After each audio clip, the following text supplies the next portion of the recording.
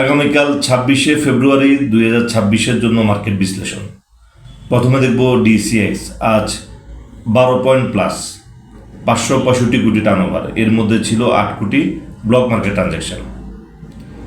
আজকের মার্কেটে আরএসআই দুর্বল।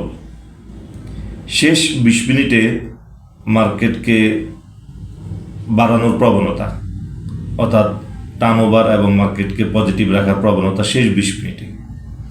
আজকের যে 12 পয়েন্ট প্লাস, এটাকে আমরা পজিটিভ মার্কেট বলবো না। আগামীকাল আমরা মার্কেটে আমাদের কি করণীয়, আমরা মার্কেটটাকে আগামীকাল কিভাবে দেখব? মার্কেটকে গতকালের 824 কোটি টাকার টার্নওভার, আগামীকাল এই 824 কোটি টাকার সেল প্রেশার মার্কেট নিতে পারে কিনা আমরা সেটা প্রথমে দেখব। এবং মার্কেটের টার্নওভার এবং মার্কেট পজিটিভ থাকলে আমরা মার্কেটে এন্ট্রি দিব। আদারওয়াইজ মার্কেটে যে ক্যাশ ফ্রি আছে সেটা ক্যাশ ফ্রি অবস্থায় থাকাটাই বাঞ্ছনীয়। এটা মার্কেটের জন্য ভালো। যখন মার্কেট ফল করার সময় হয় বা ফল করতে চায়, তখন মার্কেট খুব বেশি ফ্ল্যাকচুয়েট করে একই দিনে, এবং কখনো টার্নওভার দিয়ে ধরে রাখার চেষ্টা করা হয়, কখনো ইন্ডেক্স আর্টিফিশিয়ালি পজিটিভ রাখার চেষ্টা করা হয়। যেমন আজকে শেষ 20 মিনিট মার্কেট যে পজিটিভ রাখার চেষ্টা, আলটিমেটলি মার্কেট যেখানে আসার, মার্কেট সেখানেই আসবে। এটা যখনই আর্টিফিশিয়ালি ট্রাই করা হয় মার্কেটকে ধরে রাখার, সেটা মার্কেটের জন্য আরও বেশি ক্ষতি হয় এবং ইনভেস্টরের লস হয়। তো এই ক্ষেত্রে আমরা এক একটা দিনকে অ্যানালাইসিস করে ধরে ধরে আমরা যদি মার্কেটে এন্ট্রি দেই, সেক্ষেত্রে মার্কেটে আমাদের লস হওয়ার কোনো সম্ভাবনা থাকবে না।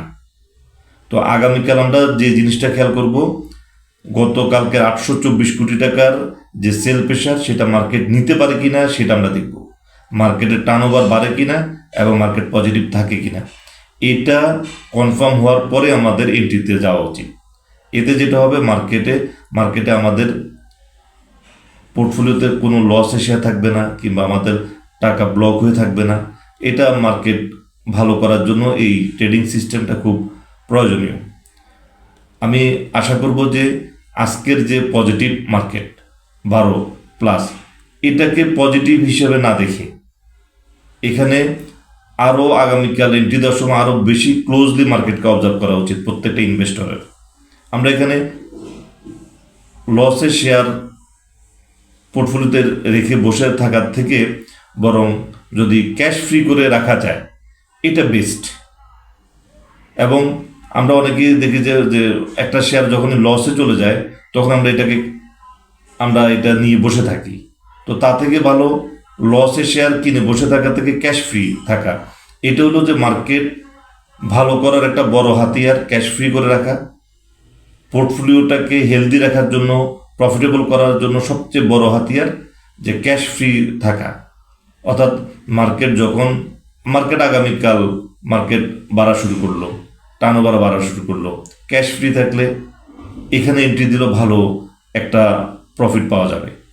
কিন্তু মার্কেট এখান থেকে এখন শেয়ার কেনা আছে, মার্কেট ডাউনে চলে গেল, তবে দেখা গেল মার্কেটের যে পোর্টফোলিওটার উপরে যদি 200 পয়েন্ট যদি মাইনাস হয়ে যায়, একটা পোর্টফোলিওর উপরে যদি 200 পয়েন্ট মাইনাস হয়, তাহলে যে লসটা আসবে সেটা আবার রিকভার করতে আরও 300 পয়েন্টের প্রয়োজন হবে। তো সেই ক্ষেত্রে ক্যাশ ফ্রি থাকাটা জরুরি। কোনটা? যেটা লসে শেয়ার পোর্টফোলিওতে রাখাচ্ছে, ক্যাশ ফ্রি থাকাটা জরুরি।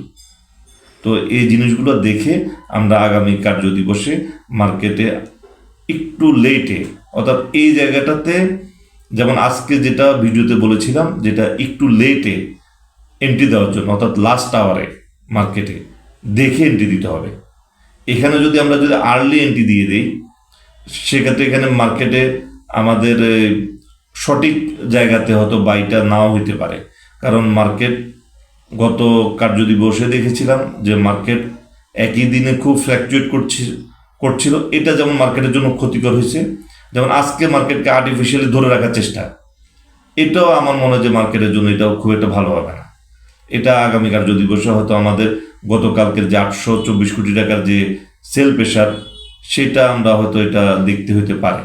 তো সেই ক্ষেত্রে দেখে বুঝে শুনে আমরা এন্ট্রি দিব, আর আদারওয়াইজ আমাদের কাছে ক্যাশ ফ্রি থাকবে, যেটা মার্কেটের সাপোর্ট হিসেবে কাজ করবে এই ক্যাশ ফ্রিটা।